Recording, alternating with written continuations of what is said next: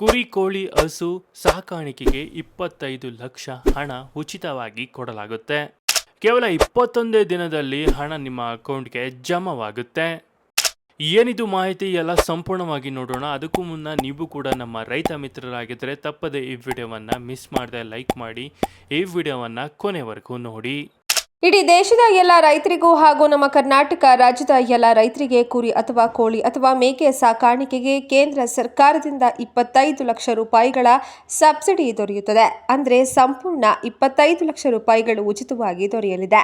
ಕುರಿ ಸಾಗಾಣಿಕೆ, ಕೋಳಿ ಸಾಕಾಣಿಕೆ, ಮೇಕೆ ಸಾಗಾಣಿಕೆ ಸೇರಿದಂತೆ ಜಾನುವಾರುಗಳ ಸಾಕಾಣಿಕೆ ಮಾಡಿಕೊಳ್ಳಲು ಕೇಂದ್ರ ಸರ್ಕಾರವು ಹೊಸ ಯೋಜನೆಯನ್ನ ಅನುಷ್ಠಾನಗೊಳಿಸಲಾಗಿತ್ತು. ನಿರುದ್ಯೋಗಿ ಯುವಕ ಯುವತಿಯರು ಹಾಗೂ ರೈತರು ಸೇರಿದಂತೆ ಎಲ್ಲರೂ ಕೂಡ ಅರ್ಜಿಯನ್ನ ಸಲ್ಲಿಸಿ ಸಂಪೂರ್ಣವಾಗಿ 25 ಲಕ್ಷ ರೂಪಾಯಿ ಹಣವನ್ನು ಪಡೆದುಕೊಳ್ಳಬಹುದಾಗಿದೆ. ಬನ್ನಿ ಹಾಗಿದ್ರೆ ಈ ಸಂಪೂರ್ಣ ಸಬ್ಸಿಡಿ ಹಣವನ್ನು ಹೇಗೆ ಅರ್ಜಿ ಸಲ್ಲಿಸಿ ಪಡೆದುಕೊಳ್ಳಬಹುದು? ಈ ಹಣ ಪಡೆದುಕೊಳ್ಳಲು ಸೆಡ್ ನಿರ್ಮಾಣ ಮಾಡಿ ಕುರಿಗಳ ಸಾಕಾಣಿಕೆ ಮಾಡಬೇಕಾ ಅಥವಾ ಕುರಿಗಳನ್ನು ಖರೀದಿ ಮಾಡಬೇಕಾ ಅಥವಾ ಜಾನುವಾರುಗಳನ್ನು ಖರೀದಿ ಮಾಡಬೇಕಾ? ಖರೀದಿ ಮಾಡುವ ಮೊದಲೇ ಹಣ ಸಿಗುತ್ತಾ? ನಾವು ಖರೀದಿ ಮಾಡಿದ ನಂತರ ಸಬ್ಸಿಡಿ ಹಣ ದೊರೆಯುತ್ತದಾ?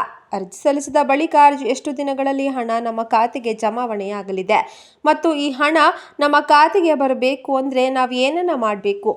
ಯೋಜನೆಗೆ ಅರ್ಜಿ ಸಲ್ಲಿಸಲು ಅಗತ್ಯವಾಗಿರುವಂತಹ ದಾಖಲಾತಿಗಳು ಕೇಂದ್ರ ಸರ್ಕಾರದಿಂದ ಎಲ್ಲರಿಗೂ ಮುಕ್ತ ಅವಕಾಶವನ್ನು ನೀಡಲಾಗಿದ್ದು, ತಪ್ಪದೆ ವಿಡಿಯೋವನ್ನು ಈಗಲೇ ಒಂದು ಲೈಕ್ ಅನ್ನು ಮಾಡಿ ಸಂಪೂರ್ಣ ಮಾಹಿತಿಯನ್ನು ತಿಳಿದುಕೊಳ್ಳಲು ಮತ್ತು ಹಣವನ್ನು ಪಡೆದುಕೊಳ್ಳಲು ಈ ವಿಡಿಯೋವನ್ನು ಕೊನೆವರೆಗೂ ನೋಡಿ. ಕೇಂದ್ರ ಸರ್ಕಾರ ರಾಷ್ಟ್ರೀಯ ಜಾನುವಾರು ಮಿಷನ್ ಯೋಜನೆಯಡಿ ಕುರಿ, ಕೋಳಿ, ಮೇಕೆ ಸಾಗಾಣಿಕೆಗೆ ಬರೋಬ್ಬರಿ 25 ಲಕ್ಷ ಸಬ್ಸಿಡಿಯನ್ನು ನೀಡಲಾಗುತ್ತದೆ. ಹಾಗಾದ್ರೆ ರಾಷ್ಟ್ರೀಯ ಜಾನುವಾರು ಮಿಷನ್ ಬಗ್ಗೆ ಅರ್ಜಿ ಸಲ್ಲಿಕೆ ಬಗ್ಗೆ ಸಂಪೂರ್ಣ ಮಾಹಿತಿಯನ್ನ ನೋಡೋಣ ಬನ್ನಿ. ಭಾರತ ಸರ್ಕಾರ ಪಶುಸಂಗೋಪನೆ ಮತ್ತು ಹೈನುಗಾರಿಕೆ ಇಲಾಖೆ 2014-15ನೇ ಹಣಕಾಸು ವರ್ಷದಿಂದ ರಾಷ್ಟ್ರೀಯ ಜಾನುವಾರು ಮಿಷನ್ ಯೋಜನೆಯನ್ನ ಜಾರಿಗೊಳಿಸ್ತಾ ಇದೆ. ಈ ವಲಯದ ಪ್ರಸ್ತುತ ಅಗತ್ಯವನ್ನ ಗಮನದಲ್ಲಿ ಇಟ್ಟುಕೊಂಡು NLM ಯೋಜನೆಯನ್ನ 2021-22ರಿಂದ ಪರಿಷ್ಕರಿಸಿ ಮರುಜೋಡಿಸಲಾಗಿದೆ. ರಾಷ್ಟ್ರೀಯ ಜಾನುವಾರು ಮಿಷನ್ ಪರಿಷ್ಕೃತ ಯೋಜನೆಯು ಉದ್ಯೋಗ ಸೃಷ್ಟಿ, ಉದ್ಯಮಶೀಲತೆ ಅಭಿವೃದ್ಧಿ, ಪ್ರತಿ ಪ್ರಾಣಿ ಉತ್ಪಾದಕತೆಯನ್ನು ಹೆಚ್ಚಿಸುವುದು ಮತ್ತು ಹೀಗೆ ಛತ್ರಿ ಯೋಜನೆಯ ಅಭಿವೃದ್ಧಿಯನ್ನ ಕಾರ್ಯಕ್ರಮದ ಅಡಿಯಲ್ಲಿ ಮಾಂಸ, ಮೇಕೆ, ಹಾಲು, ಮೊಟ್ಟೆ ಮತ್ತು ಉಣ್ಣೆಯ ಉತ್ಪಾದನೆಯನ್ನು ಹೆಚ್ಚಿಸುವ ಗುರಿಯನ್ನು ಹೊಂದಿದೆ. ಹೆಚ್ಚುವರಿ ಉತ್ಪಾದನೆಯು ದೇಶೀಯ ಬೇಡಿಕೆಗಳನ್ನು ಪೂರೈಸಿದ ನಂತರ ರಫ್ತುಗಳಿಗೆ ಸಹಾಯ ಮಾಡುತ್ತೆ. NLM ಯೋಜನೆಯ ಪರಿಕಲ್ಪನೆಯು ಅಸಂಘಟಿತ ವಲಯದಲ್ಲಿ ಲಭ್ಯವಿರುವ ಉತ್ಪನ್ನಗಳಿಗೆ ಮುಂದಕ್ಕೆ ಮತ್ತು ಹಿಂದಕ್ಕೆ ಸಂಪರ್ಕವನ್ನು ಸೃಷ್ಟಿಸಲು ಮತ್ತು ಅಸಂಘಟಿತ ವಲಯದಿಂದ ಸಂಪರ್ಕ ಸಾಧಿಸಲು ಉದ್ಯಮಿಯನ್ನ ಅಭಿವೃದ್ಧಿಪಡಿಸೋದು. NLM ಅನ್ನ ಭಾರತದ ಆದ್ಯಂತ ಮಾರ್ಗಸೂಚಿಗಳಿಗೆ ಅನುಸಾರವಾಗಿ ಜಾರಿಗೆ ತರಲಾಗುತ್ತೆ. ಉದ್ದೇಶ ಅಸಂಘಟಿತ ಗ್ರಾಮೀಣ ಕೋಳಿ ಸಾಕಾಣಿಕೆ ವಲಯವನ್ನು ಸಂಘಟಿತ ವಲಯಕ್ಕೆ ತರುವುದು.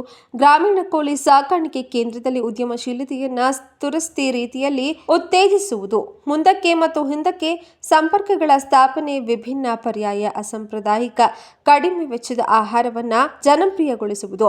ಸಬ್ಸಿಡಿಯಷ್ಟು ಪೋಷಕ ಫಾರ್ಮ್, ಗ್ರಾಮೀಣ ಮೊಟ್ಟೆ ಕೇಂದ್ರ, ಮರಿ ಮಾಡುವ ಮೊಟ್ಟೆಗಳ ಉತ್ಪಾದನೆಗಾಗಿ ಬ್ರೂಡರ್ ಕಮ್ ಮದರ್ ಘಟಕ ಮತ್ತು ಮರಿಗಳನ್ನ 4 ವಾರಗಳವರೆಗೆ ತಾಯಿಯ ಘಟಕದಲ್ಲಿ ಸಾಕಣೆ ಮತ್ತು ಸಾಕಾಣಿಕೆಗಾಗಿ ವೈಯಕ್ತಿಕ ಸ್ವಸಹಾಯ ಗುಂಪು ಮತ್ತು ಫೇಮಸ್ ಉತ್ಪಾದಕ ಸಂಸ್ಥೆಗಳು ಅಥವಾ ರೈತರ ಸಹಕಾರ ಸಂಘಗಳು ಅಥವಾ ಜಂಟಿ ಹೊಣೆಗಾರಿಕೆ ಗುಂಪುಗಳು ಮತ್ತು ವಿಭಾಗ 8 ಕಂಪನಿಗಳನ್ನು ಆಹ್ವಾನಿಸುವ ಮೂಲಕ ಉದ್ಯಮಶೀಲತೆಯನ್ನು ಅಭಿವೃದ್ಧಿಪಡಿಸುತ್ತದೆ.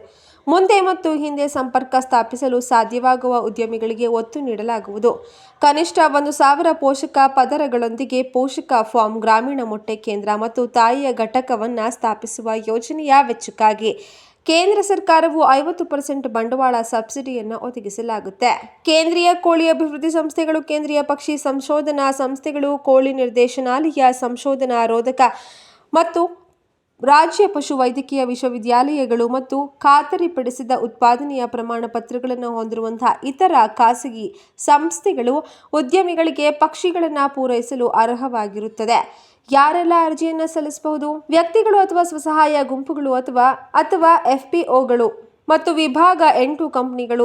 ಎಷ್ಟು ಅನುದಾನ ಮಂಜೂರು? ಸಬ್ಸಿಡಿ ಯೋಜನಾ ವೆಚ್ಚದ ಒಂದು ಬಾರಿಯ 50% ಬಂಡವಾಳ ಸಬ್ಸಿಡಿಯನ್ನ ಪ್ರತಿ ಘಟಕಕ್ಕೆ ಗರಿಷ್ಠ ರೂಪಾಯಿ 25 ಲಕ್ಷಗಳವರೆಗೆ ಸಬ್ಸಿಡಿಯನ್ನು ದೊರಕಿಸಲಾಗುತ್ತೆ. 25 ಲಕ್ಷಗಳವರೆಗೆ ಸಬ್ಸಿಡಿಯೊಂದಿಗೆ ಒದಗಿಸಲಾಗುತ್ತೆ.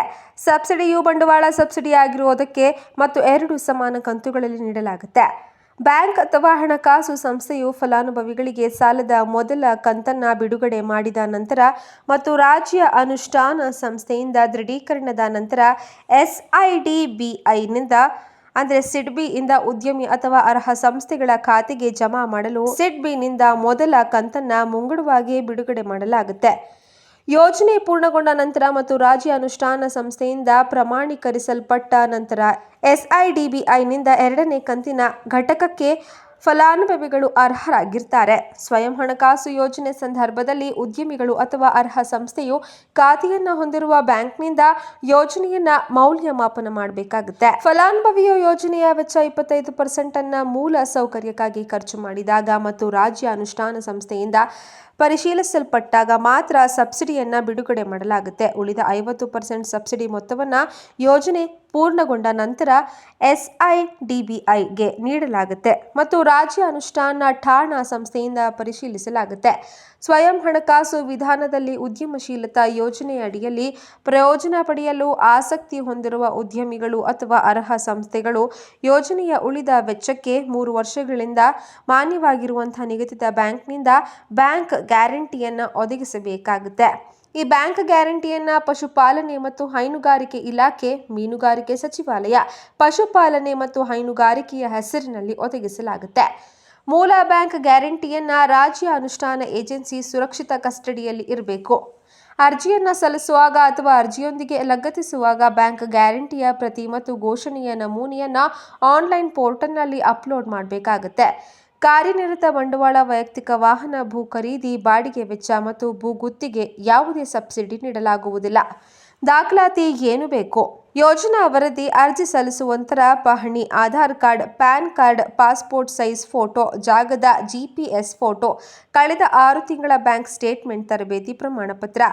ಅರ್ಜಿ ಸಲ್ಲಿಕೆ ಹೇಗೆ? ಈ ಕುರಿತಂತೆ ಹೆಚ್ಚಿನ ಮಾಹಿತಿಗಾಗಿ www.nm.in ಜಾಲತಾಣಕ್ಕೆ ಭೇಟಿ ನೀಡುವ ಮೂಲಕ ನೀವು ಇನ್ಫಾರ್ಮೇಷನ್ ಅನ್ನು ಪಡೆಯಬಹುದು. ಅಲ್ಲದೆ ಅರ್ಜಿಯನ್ನ ಅರ್ಹ ಫಲಾನುಭವಿಗಳು https:/n.login ಲಾಗಿನ್ ಆಗಿ ನೀವು ಅರ್ಜಿಯನ್ನು ಕೂಡ ಸಲ್ಲಿಸಬಹುದಾಗಿದೆ. ನೋಡಿದ್ರಲ್ಲ ಸ್ನೇಹಿತರೆ, ಕುರಿ, ಕೋಳಿ, ಹಸು ಸಾಕಾಣಿಕೆಗೆ ಹೇಗೆ ಒಂದು ಸ್ಕೀಮನ್ನು ತಂದಿದ್ದಾರೆ ಅಂತ. ಈ ಬಗ್ಗೆ ನೀವೇನು ಹೇಳ್ತೀರಾ? ನಿಮ್ಮ ಅನಿಸಿಕೆ ಅಭಿಪ್ರಾಯಗಳನ್ನು ನಮಗೆ ಕಮೆಂಟ್ ಮೂಲಕ ತಿಳಿಸಿ. ಹಾಗೆ ಈ ವಿಡಿಯೋವನ್ನು ಪ್ರತಿಯೊಬ್ಬರಿಗೂ ಶೇರ್ ಮಾಡಿ, ಅವ್ರಿಗೂ ಕೂಡ ಈ ಮಾಹಿತಿ ತಲುಪಲಿ. ಎಲ್ಲಿವರೆಗೂ ವಿಡಿಯೋ ನೋಡೋದಕ್ಕೆ ಧನ್ಯವಾದಗಳು.